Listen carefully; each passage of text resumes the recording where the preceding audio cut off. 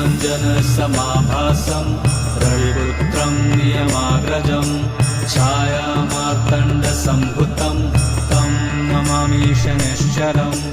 नीलाञ्जनसमाभासं रविपुत्रं नियमाग्रजं छायामार्तण्डसम्भुतं तं नमामि शनैश्चरम् नीलाञ्जनसमाभासं